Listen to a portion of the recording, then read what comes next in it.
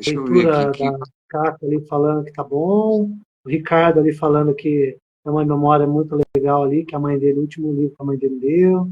Legal, obrigado pelo feedback aí. Oh, legal, Ricardo.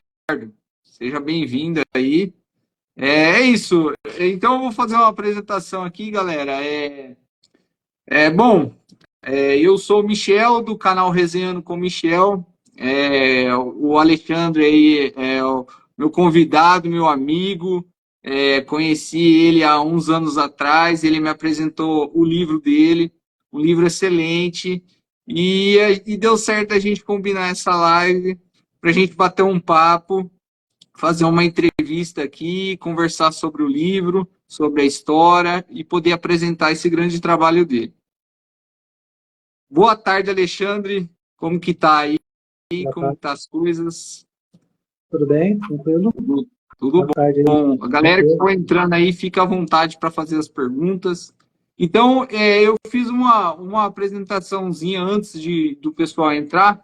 Eu vou falar uma definição aqui de ficção científica, né? Para quem não conhece sobre o gênero. Então, aí temos o pessoal que está entrando aí. Bom, galera, ficção científica aí, eu vou estar lendo aqui, é um gênero de ficção especulativa, né, que normalmente Uhum. lida com conceitos ficcionais ou imaginativos relacionados ao futuro, ciência e tecnologia. Seus impactos, consequências de uma determinada sociedade ou em seus indivíduos, desenvolvido no século XXI. Conhecido também como a literatura das ideias, que evita utilizar-se do sobrenatural, tema mais recorrente na fantasia, baseando-se em fatos científicos e reais para compor enredos ficcionais. Então a gente está aqui hoje para falar do trabalho do Alexandre, 2095, com Fins do Universo, tá? Esse trabalho aqui maravilhoso. Vamos lá, Alexandre. É, eu vou falar uma pergunta aqui, vou fazer uma pergunta aqui e a gente vai conversando aí ao longo da live. Não. Eu gostaria primeiro de saber qual o porquê você escolheu esse gênero de sci-fi, né? E você já começou a escrever essa história pensando nesse gênero, ou foi encaixando as peças ali ao longo do projeto que você foi fazendo? Como que foi? Então, eu sempre gostei de escrever, né? Então, muito lá atrás eu escrevia poema, né, redação, materiais escolares, assim. Fui participando de algumas coletâneas em livros de poemas, tal. Mas sobre a história do livro, do livro não. Quando eu iniciei o livro, eu iniciei com o intuito de fazer uma ficção científica mesmo, por conta de alguns autores que eu li na época, né? Isso me incentivou, porque na verdade eu estava pensando em escrever um livro, eu não sabia se eu ia fazer um romance relacionado a algum tema, talvez meio político, meio social, e daí eu andei lendo os autores de ficção científica, né, que são muitos deles, os que me inspiraram são autores americanos, né?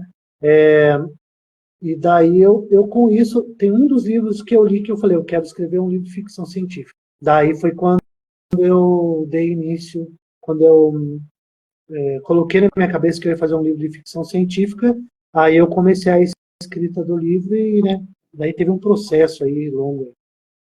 Bacana, bacana. Bom, a gente sabe que seu nome é Carlos Alexandre, né? Aham. Qual foi a inspiração para você fazer esse nome artístico, Alexander Hathaway? O Alexander é como fosse Alexandre mesmo, né? E o Haraway aí, ele é um personagem de um livro de um autor que chama Ray Bradbury.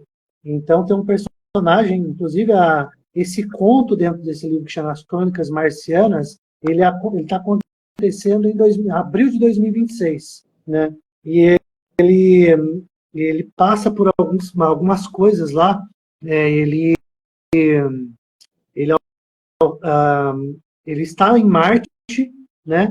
E ele fica aguardando os americanos irem resgatar ele, né? E só que ele vai, inclusive no livro, eu estava dando uma relida ali, ele espera que ele chega no túmulo, né? Num túmulo e fala, me desculpe por eu ter feito isso, mas é uma coisa... Ele dá seguimento na história, e daí os americanos chegam lá, né? Alguns anos depois, chegam lá e vão visitar ele, acham ele, e ele está com a família dele, né? Esse personagem chama Haraway. E ele, no fim das contas, ele sabia um pouco de eletrônica, um pouco de engenharia, e ele recriou os familiares dele, né? Se eu não me engano, é a mulher e os 2 filhos. Ele recriou eles roboticamente para que ele não ficasse sozinho em Marte. Por isso que ele pede desculpa lá no túmulo dos familiares dele, né? E é um conto bem impactante, né? E eu me inspirei nesse personagem para eu colocar esse sobrenome em homenagem a esse conto que tem nas Crônicas Marcianas, né? Que bacana, que bacana. Então, eu queria saber também como que foi o processo criativo da escrita desse livro. Esse livro, eu li um livro, isso é sempre um embate, né? Depende da pessoa que escreve, tem pessoas que elas tentam se basear, criar um roteiro para escrever o livro, né? Criar um enredo para ler um livro, para escrever um livro. Então, cada um tem um processo. O meu processo, eu já tinha isso quando eu comecei a escrever as outras coisas, que os personagens eles iam surgindo na história. É lógico que chega uma hora que você tem que pontuar as coisas, né? Você não pode pegar e não ter nenhum sentido, né? A história. Então, basicamente, os personagens foram fluindo, né? Inclusive, tem um livro do Stephen King, que é a Arte da Escrita, que ele fala isso no livro, quer ver? Deixa eu ver se eu tenho aqui. Tá aqui. Ele fala quando você vai compor uma história, pelo menos é a composição que ele coloca, né?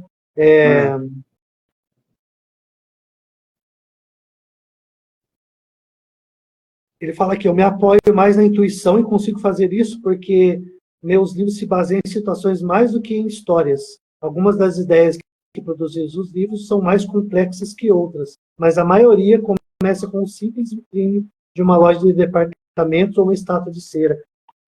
Ele fala muito sobre isso no livro. Esse trecho que eu estou falando aqui é para resumir uma coisa. Ele fala um momento lá e fala assim, ó, você tem que deixar que a história flua. Você não pode pegar e amarrar o personagem na sua cabeça ali e você controlar ele. Se você tentar controlar ele, a história vai ficar chata, ela vai ficar difícil de ler. Então, tem autores que às vezes buscam escrever, criar o personagem, colocar as características do personagem depois escrever a história. E eu não consigo fazer muito assim. Então, eu tenho uma ideia mais ou menos do que eu quero fazer, só que na composição desse livro a história foi surgindo. Por exemplo, as primeiras páginas do livro, inclusive o livro ficou parado durante vários meses, né? Eu escrevi ele em 2017. Em 2017 que eu iniciei o livro, eu terminei ele no final de 2019, mais ou menos, né? Com revisão, tudo. Mas eu comecei a escrever o livro e acho que eu escrevi umas 50 páginas e o livro ficou mais 6 meses parado. Eu até meio que estava desistindo já. E daí eu tive que retomar o livro e eu comecei a reescrever. Inclusive, eu comecei a reescrever graças a esse livro do Stephen King, que é sobre a escrita. Esse livro aqui eu recomendo muito. Para quem quer escrever um livro, ele é muito bom, muito bom. Então, o Stephen King deu uma aula para mim como se escrever um livro, né? Inclusive, ele fala no livro dele que se você acha que sentar e escrever um livro é sentar lá e vir a inspiração e você vai escrever, ele fala, sinto muito, vai lá fora cortar grama, fazer alguma coisa que isso não é para você. É trabalho, né? Você trabalhar em cima daquilo, você deixar a história fluir, mas você tem que sentar ali e se dedicar ao que você vai fazer, né? Ter um ambiente mais tranquilo para você escrever, coisa e tal. Então, eu acabei seguindo a minha intuição depois, porque era mais ou menos isso que eu conseguia fazer. Então, os personagens do livro, as coisas, elas foram surgindo. Lógico, tem coisas que eu leio, coisas que eu li no passado, filmes que eu assisti, que vai remetendo essas coisas, e situações do dia a dia. Então, isso fez com que que a história fosse sendo criada de uma maneira mais livre. É lógico que quando eu fiquei aquele tempo sem escrever o livro, eu demorei para retomar o livro, me deu muito trabalho, porque tinha coisas que eu estava escrevendo ali de personagem que já tinha até morrido, né? Na verdade, eu troquei o nome, né? Nem eu lembrava o nome do personagem, porque já fazia mais de 6 meses que eu tinha deixado o livro. Então, me deu bastante trabalho. Então, uma das coisas que eu não faço se eu for escrever um outro livro, ficar muito tempo sem escrever. Se eu comecei aquele livro, eu vou tentar ir até o fim. Porque o trabalho de revisão da parte que você escreveu no passado é muito mais trabalhoso de retomar. Muito mais. Porque você vai ter que voltar atrás, ler de novo, ver se aquela estratégia está seguindo. Mas eu gostei muito da sua introdução desse livro aí, eu achei sensacional, gostei demais. E o Stephen King, pô, é o professor, né? O pai do horror aí. Você gosta Eu mesmo sou bastante, suspeito né? de falar, gosto bastante, tenho aí mais de 10 livros dele e ainda vou querer mais. Mas Legal, bacana, legal. é bacana. Cara, deixa eu perguntar para você, como foi formada a parceria, já acredito eu, com o livro já pronto, né, entre a editora Viseu, né, e você? A editora Viseu, ela faz anúncios, né? Ela faz anúncios no Facebook, no Instagram. Ela vende um trabalho ali, né? É uma parceria. Antes não tinha isso, né? Antes era bem mais difícil você tentar publicar um livro. Quando você publicava independente, você tinha que ter uma tiragem mínima de exemplares impressos. Isso é uma coisa que o custo fica meio alto, né? Como que a Viseu faz essa parceria? Eu entrei em contato com eles por e-mail, eles pediram para enviar para eles analisarem, e eles falaram que tinha interesse. E daí eu fiz uma parceria com eles, e assim, eles colocam nas principais plataformas do Brasil, né, do país, e isso é muito bom, porque permite você ter visibilidade em qualquer lugar do mundo. E por um preço, que inclusive quando eu fiz o meu, eu fiz antes da pandemia, né, eu terminei o meu processo ali antes da pandemia. Então, quando eu entrei em contato, eu não tinha muita noção de como funcionava. Eu enviei o uso original para eles fazerem a revisão, né, fazerem a diagramação, tudo. A revisão fui eu mesmo que fiz, então eu li o livro pelo menos mais umas 7 vezes o livro, né, eu ia lá, lia, daí eu imprimia o livro e fazia a revisão. Depois eu lia, imprimia de novo, fazia a revisão, porque digital você deixa o cérebro, ele automaticamente ele corrige as palavras, você não percebe. Então eu ia lá, anotava a caneta, tudo e revisava de novo. Então, quando eles fizeram a diagramação, mandaram as imagens para mim, isso aí foi um processo mais ou menos de uns 3 meses, tá? Leva um tempo. Então, quando eu mandei o livro ali, teoricamente pronto, né, que a parte dá mais trabalho, a parte de revisão, né, a parte mais técnica ali. Então, eu enviei para eles e a gente fez essa parceria, que inclusive dentro das possibilidades dos gastos e do trabalho que foi feito, foi um trabalho até muito bom deles, né? Eu tenho muito a agradecer a eles, porque eles fazem um trabalho bem focado, né? Eu até recomendo para o pessoal que procura na internet, às vezes, é um trabalho. Hoje existem vários editores que fazem isso, né?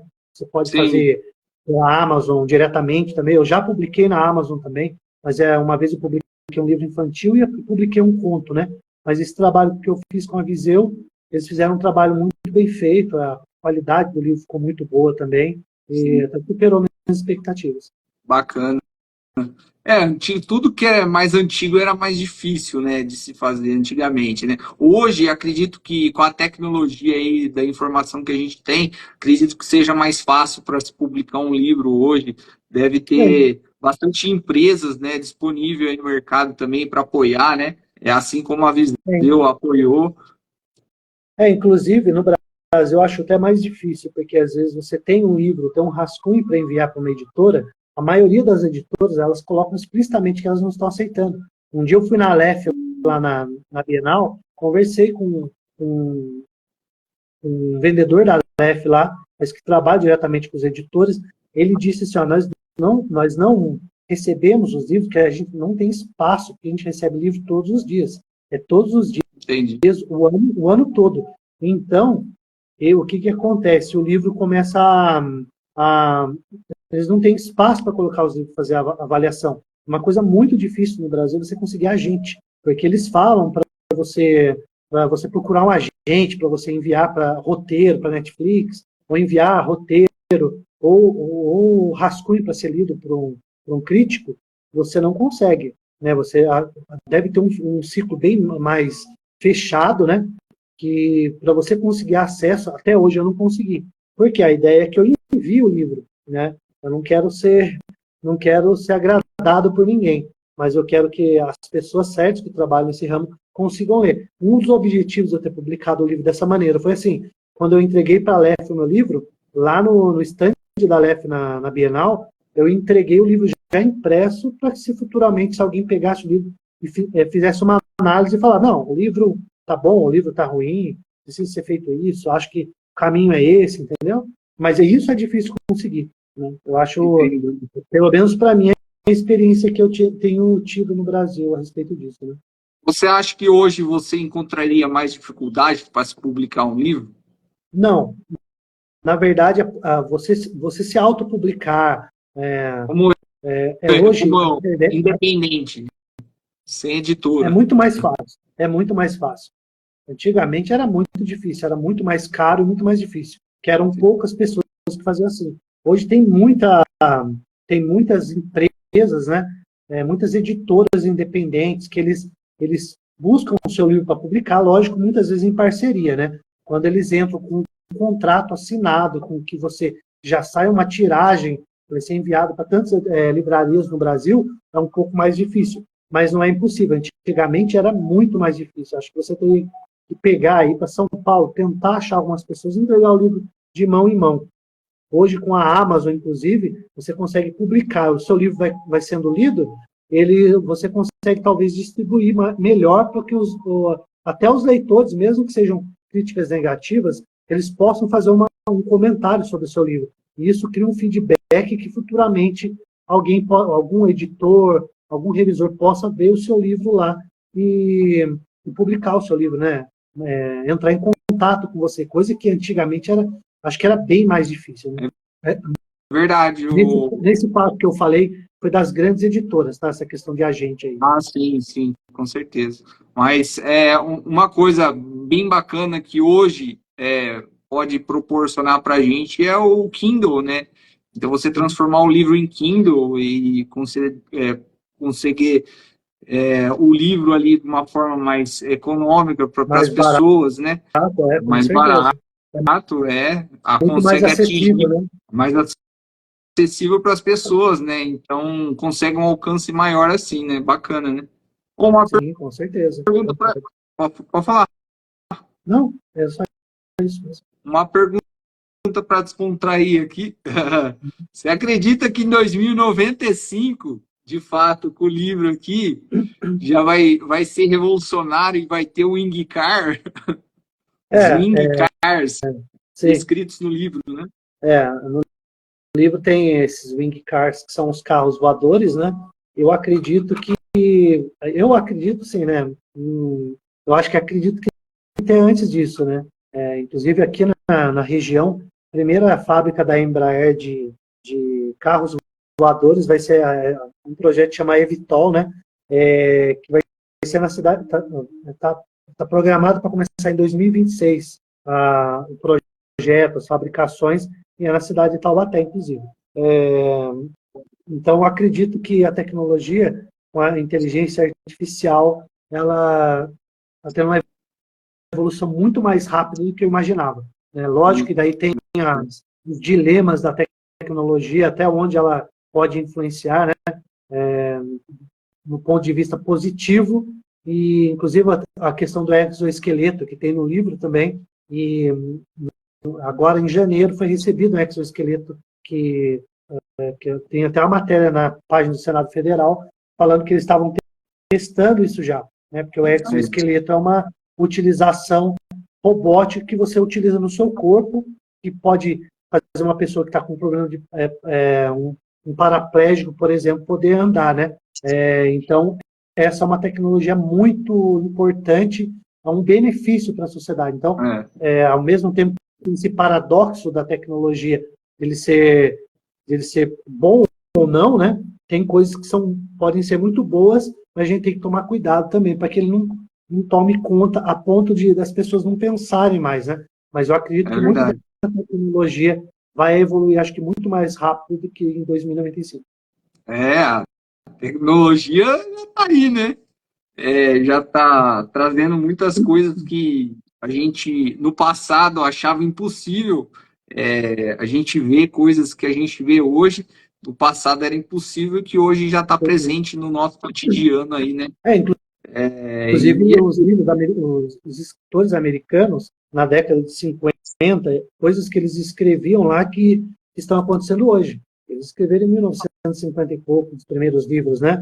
Então veio com esse negócio da corrida daí da Lua, né? Então os autores americanos, eles vinham já com esses conceitos de tecnologia desde lá do passado. Então inclusive a ficção científica, ela tem esse viés de tentar prever, né, vamos assim dizer, o futuro, né? Então eles olham uma tecnologia, inclusive eu acho que o escritor de ficção científica hoje deve estar imaginando isso. Você olha uma tecnologia e você vê até que ponto é benefício, até que ponto isso pode causar um atraso para o ser humano, né? Então, tem a questão da robótica, tem a questão do transhumanismo, né?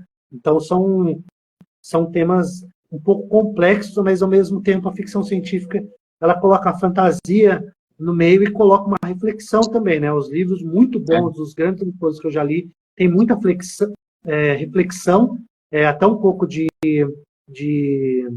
vamos assim dizer, um pouco de piada no meio, né? Mas com o intuito de fazer com que a pessoa reflita, né? Isso entre os grandes escritores de ficção científica. Bacana.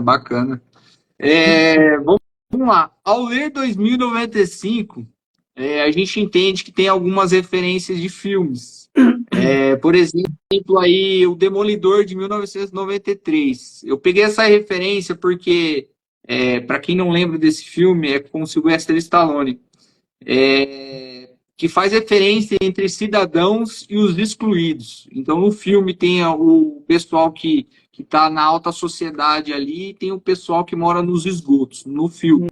No livro, vemos algo parecido ali, com os cidadãos e os excluídos. O que você pode nos dizer dessas referências de filme aí? Então, os livros de ficção científica utilizam muito isso, né? Os livros em geral. Por exemplo, eu tenho esse livro aqui, do Kurt Vonnegut, que é Piano Mecânico. Né? Esse livro, ele se eu não me engano, ele é da década de 70, 80. No começo do livro, ele fala que Ilion, em Nova York, divide-se em 3 partes. Daí, no noroeste, os gerentes e engenheiros, e daí ele no nordeste ficam as máquinas, no sul fica conhecido como domicílio, onde a maioria da população vive. Então aqui você vê tipo umas castas também. Quando eu escrevi esse livro, em 2095, eu não tinha lido esse livro aqui ainda. Então, para você ver, inclusive você falou sobre o filme aí, né? Eu não cheguei a me basear nisso. Deve ter sido alguns livros que eu li falando sobre as castas de referência, e essas castas de referência que eu uso, essas divisões, elas, de certa maneira, acontecem na sociedade em algum nível, né? Então, quando eu coloco isso no livro, eu dou a entender também da exclusão, né? Um pouco da exclusão social, das divisões, né? Isso existe em todos os países do mundo. Então, automaticamente eu meio que coloquei isso, mas ele não tinha referência a esse filme, tá? E a Caveira de Cristal, né? A gente, para quem assistiu Indiana Jones aí, tem a Caveira de Cristal, então lembra, mas é um material usado no sci-fi, né? Isso mesmo, porque remete a uma coisa tecnológica. Inclusive, quando eu escrevi isso, eu acredito que eu me baseei um pouco no Indiana Jones, mas porque o cristal, veja bem, você pegar um crânio de cristal, você vai pegar um tipo de material, como que ia ser produzido naquela época. Então, quando eu coloco isso aí, quando ele encontra aquelas caveiras de cristal, é uma coisa que supostamente naquela época não existia, né? Poderia ser feito de pedra, alguma coisa, mas de cristal é uma tecnologia. Talvez uma impressora, né, uma composição que fez aquele material para criar aquela caveira de cristal, então remete à tecnologia e remete também à caveira de cristal do Indiana Jones, de certa maneira, né? Sim, bacana. Eu coloquei a escolha do nome Jason. Tem alguma referência para você, que é o nosso personagem principal do livro aí, né? E tem o Cal também, que é o amigo dele, amigo fiel ali, passou vários bocados e não abandonou seu amigo. O que você pode dizer desses personagens e aí a amizade entre eles?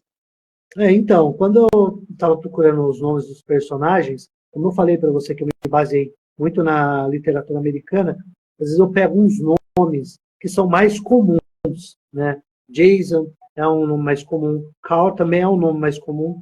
Apesar que tem ali, se eu pegasse, foi uma coincidência, mas meu nome é Carlos, né, Carl, mas não tem nada a ver. Não tem nada a ver porque eu usei os nomes que eu acho que eu fiz uma pesquisa de nomes mais comuns, que não fosse tão difícil de pronunciar, né? E o Jason também, eu sou muito fã de terror, né? Então tem o Jason de Sexta-feira 13. Então eu olhei aquilo e falei, acho que ficou legal, eu vou colocar dessa maneira. Então foi assim que eu coloquei. Bacana, bacana. Existe algum projeto aí para a continuação desse livro? Ou para um próximo livro, vamos dizer assim? Então, algumas pessoas, várias pessoas que leram o livro, perguntaram para mim se ia ter uma continuação do livro, que dá a entender que tem uma continuação, né? Que ele termina meio assim no ar, né? Alguns outros livros que eu li também terminam dessa maneira, né? Inclusive de outros autores que não são de ficção científica, que começam assim também. Eu gosto muito desses livros que acabam assim um pouco no ar. E a minha história eu terminei desse jeito também. Eu não pretendo, por enquanto, escrever a continuação dele, né? Apesar de eu já ter alguma coisa na ideia.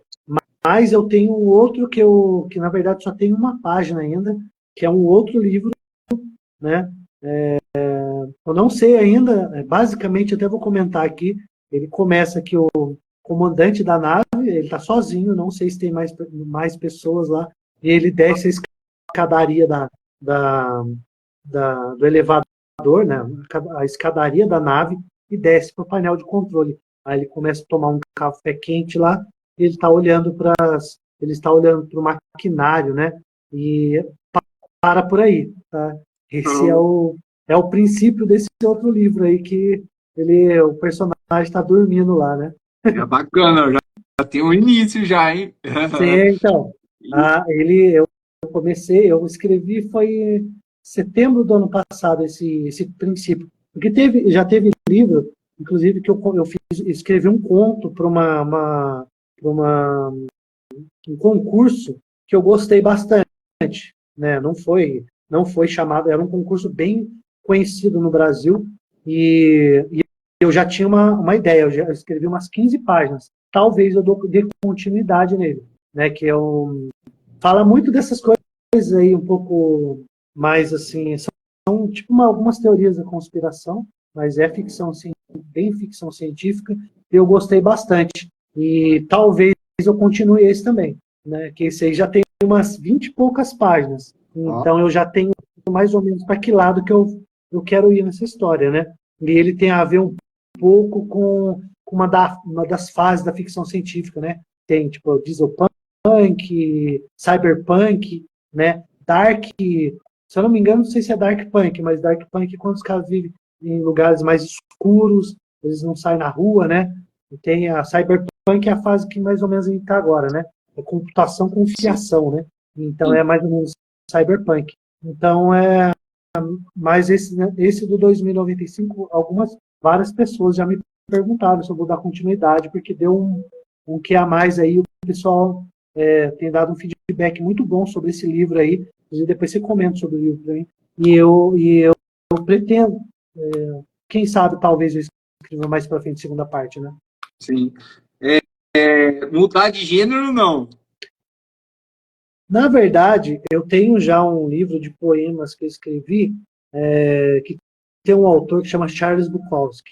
eu gosto bastante, que ele é um poema meio autobiográfico, e também ele escreveu romances também, que eu escrevi um livro de poema meio que baseado nas histórias, não baseado nas histórias dele, mas inspirado na maneira como ele escreve, porque eu gosto bastante desse autor. Eu tenho 10 livros dele, eu só não tenho mais, porque eu estou esperando a HarperCollins publicar mais livros dele, né? No formato 14:21, que é o formato do livro comum, né? E eu estou aguardando isso aí. Então, eu tenho um livro de poema, mas um livro de gênero diferente, no gênero romance, assim, por exemplo, mais social, um livro que sai um pouco da ficção científica, por exemplo, mistério, né? Crime, essas coisas, eu não tenho ainda esse interesse, né? Quem sabe é bem Implementação de gênero, desculpa cortando você, implementação de gênero, eu falo assim, por exemplo, um sci-fi com terror ali, horror. Bem legal. Bem legal, porque implementar isso aí é uma coisa até meio... faz bem sentido, né? O terror com sci-fi, ele andam meio juntos, Sim. Né? Inclusive, você vê o Alien, né? O Alien é um clássico, né? O Prometheus, para mim, é um dos melhores filmes da história. E tem muito isso, né? Tipo um terror, horror e a ficção, né? É uma coisa que dá para implementar naturalmente daí. Dá para implementar meio que naturalmente. Depois eu vou comentar de um livro que eu li, que faz um pouco essa referência. Eu li apenas 3 livros de sci-fi, mas depois eu vou comentar um pouquinho, Sim. que dá um pouquinho de terror. Inclusive, o autor, ele é independente, eu convidei ele para entrar e assistir a live aí, e talvez ele entrou no comecinho ali, mas depois eu comento um pouco mais. Vamos continuar aqui. Bom, você já falou que você gosta de poema, né? Além do sci-fi, qual os seus gêneros aí favoritos aí que você gosta? Eu leio bastante coisa, mas uma coisa que eu gosto bastante um gênero que eu gosto muito é terror. Mas eu acho bem, na minha opinião, escrever livro de terror bem feito, né, suspense, terror assim, não é muito fácil. Então não é muito simples você achar os autores assim. Sim. Né? Um dos que eu gosto muito, né, é o Exorcista, né? Essa é a versão de 1973, na versão não, a capa, né? Esse é o livro de 40 anos, e eu tenho um livro de 50 anos que foi publicado pela Dark Side, que eu comprei na época na pré-venda, né? Então eu gosto muito de terror, mas eu leio bastante coisa, inclusive agora eu estou lendo o Columbine, que é sobre lá o ataque que teve nos Estados Unidos, né?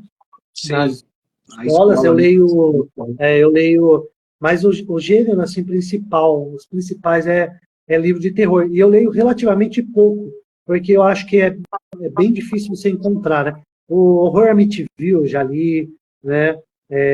O Jason, falando sobre o filme, eu já li também.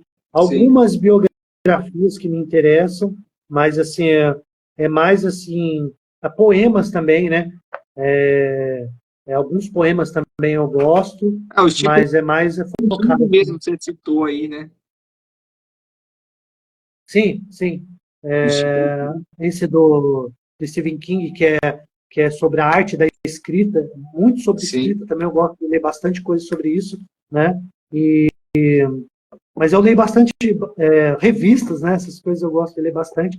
Inclusive a Reader's Digest voltou a publicar as revistas no Brasil impressas, eu assino, né? Que são temas variados, né? Mas eu gosto de ler de tudo um pouco, né? É bom você ler de tudo um pouco, porque você fica antenado a todos os temas, né? Isso é bem importante, principalmente para o autor, né? O leitor é bom, você varia ali, mas você vai mais em busca daquilo que você gosta. Para quem é autor e pretende escrever, é muito interessante você estar antenado a tudo ali, né? Bom, eu coloquei um aqui, mas eu vou deixar você recomendar 3 livros aí. Tá bom. Um livro que te marcou muito, e eu quero que você recomenda 3 livros aí para o pessoal do chat aí. Vou mandar um abraço aqui pro Luiz, filho aí que apareceu aí. Deixa eu ver aqui, pro Ulisses aqui, o Denilson, o M. Bellinati aqui, eu acho, o Denilson que Isso, veio aqui, meu primo. o Matheus Parisotto, o Mike, o Ricardo aqui, leitura da Kaká, Stefanini aqui, a BW, isso mesmo, e o Jean Alex aqui que apareceu, só para dar um oi pro pessoal aí. Bem, se eu for recomendar, primeiro um livro que me marcou ultimamente, né, tem vários livros, mas eu posso falar sobre esse aqui, que é o Crônicas Marcianas, do Ray Bradbury.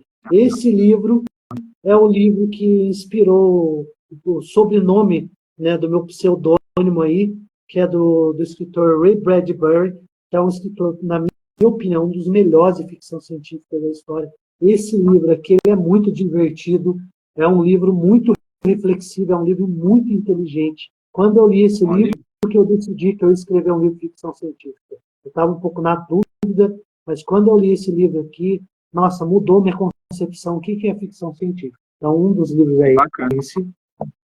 O outro livro, eu vou pegar essa edição de 40 anos, mas O Exorcista, que é um livro de terror, é um livro complexo, não é um livro, inclusive essa versão de 73 aqui, a capa, ela é bem, bem antigo o livro, né? Mas ele é um livro que tem uma escrita muito boa, né? O autor conseguiu transmitir tudo isso, inclusive a história real do Exorcista, que é o Exorcismo, se não me engano, Thomas B. Haley, que é um jornalista renomado. Ele é um livro excelente também, tá? E esse livro, para mim, é difícil alguém chegar no nível que o William Peter Blatty chegou, porque o livro é escrito com uma seriedade, né? Porque o que acontece muito com o autor, na minha opinião, né, em geral, eu, outros autores, é que tem horas que o autor começa a escrever para encher linguiça, entre aspas. Eu preciso de volume no livro. E o livro começa a se perder, né? Então, quando você pega um autor que consegue, do começo ao fim, o livro ser complexo, reflexivo, ele passar para você toda essa experiência daquele exorcismo, né? Eu não acho fácil conseguir fazer isso, né? E de uma maneira simples, não é uma escrita rebuscada, cheio de tentativas, né?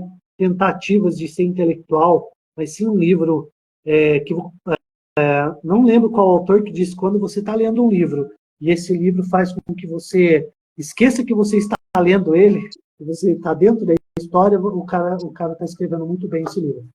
Outro livro também, eu vou falar bem rápido, eu vou falar 4, tá? O Blade Runner, do Philip Dick, que é um grande autor também, tá? Blade Runner também. E esse aqui, que é o Piano Mecânico, do Kurt Vonnegut. Esse livro aqui também, para quem gosta de ficção científica, ele é um livro muito revolucionário, visionário, né? Ele fala muita coisa que está acontecendo hoje na sociedade em geral, e para a época que ele escreveu o livro, né? Ele, nossa, é visionário demais mesmo, o cara é muito inteligente. A galera aí que está acompanhando aí, que gosta de sci-fi, e o primeiro favorito, mostra aí. O primeiro favorito aí, ó, 2095, Confins do Universo. Você quer adquirir, tá lá na Amazon. Sim. Então, como eu disse, Alexandre, eu li 3 livros de ficção científica. Então, um foi o seu, o outro foi o H.G. Wells, né, A Máquina do Tempo. Eu acho que isso também é uma referência, né? H.G. Wells, né? Sim, se eu não me engano, ele é da época do Tolkien, né? O H.G. Wells. Se eu não me engano, como eu não tenho tanto conhecimento. E um que eu li aí, que eu estava comentando, que é A Vespa Esmeralda, do Michael Rosa. É um autor nacional, muito bom legal. Também. Legal. Muito bom também, é ficção científica. É bacana. Depois você passa para mim o link lá, daí eu vou dar uma olhadinha para ver. Não. Eu quero ler. Então, beleza. Passo sim. E é isso, galera. galera, essa foi a nossa live aí, nosso bate-papo com o Alexandre. A galera do chat, se quiser fazer alguma pergunta aí pro autor, fiquem à vontade.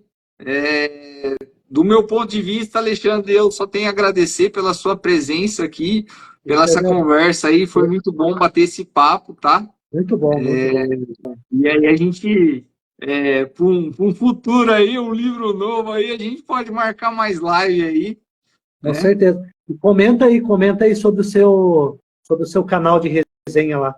Dá uma comentada rapidinho aí, como você está fazendo, pessoal aí. Pessoal, eu também tenho o canal, né, o que eu estava falando, que é o canal aqui do Instagram, o Resenhando com Michel. Eu também tenho o canal do YouTube, que é onde eu posto os meus vídeos, minhas resenhas, né? E a última resenha que eu postei foi sobre 2095, né? Confins do Universo. Se você não conferiu, vai lá no canal do YouTube, confere. A resenha tá muito boa, tá muito top. E é isso, galera. E eu vou deixar um recado aqui. Pode falar, pode falar. Eu vou deixar um recado aqui. Tá pré-programado já, mas dia 17 de fevereiro, uma semana, num sábado, aproximadamente umas 11h30 da manhã, mas se houver alteração, vou mudar no Instagram lá. Eu vou estar lá na livraria Mantiqueira, lá em Santo Antônio do Pinhal, para falar sobre o livro. Né, o Roberto Guimarães, que é o proprietário lá, eu fiz um contato com ele, eu estou para comparecer lá também para falar sobre o livro. Eu vou ter ainda algumas unidades para vender lá. Repete para qual é a livraria que você vai estar, porque eu acho que deu uma cortada. Tá. É Livraria Mantiqueira, em Santo Antônio do Pinhal. Santo Antônio a cidade do Pinhal. Próximo a Campos do Jordão. Aí, ó, pessoal do subir a serra. Morar perto aí, ó, vai lá fortalecer, ó. Subir a serra lá, hein? Subir a serra, aproveita e faz um Cooper. Opa, lógico. Bacana. Então é isso, Alexandre. Mais uma vez agradecendo aí a participação. Eu acho que rendeu bem aí, 50 minutos aí praticamente. Rendeu bastante aí a nossa live. Queria agradecer do fundo do coração aí pela participação, pelo bate-papo. E a gente vai conversando sempre aí, porque o Alexandre, além de autor do livro aí, que proporcionou o livro para a gente, ele também é um amigo meu e a gente conversa sobre livros. É muito bom conversar com ele sobre livros, ele dá dicas. E é isso, galera. Muito obrigado mesmo, Alexandre, pela participação. Pessoal do chat, muito obrigado aí. E obrigado quem sabe... O pessoal que compareceu aí, muito obrigado. É isso aí, ó. Pessoal aí, muito obrigado pela participação. E quem sabe agora eu vou começar a fazer mais live, trazer mais live pro canal aí. Opa. De livros, com temas de livros. O primeiro foi do Alexandre. Legal, hein? Agradeço aí. Muito obrigado. Valeu. Tchau, tchau, galera. Tchau, pessoal. Até mais aí. Obrigado. Tchau, tchau.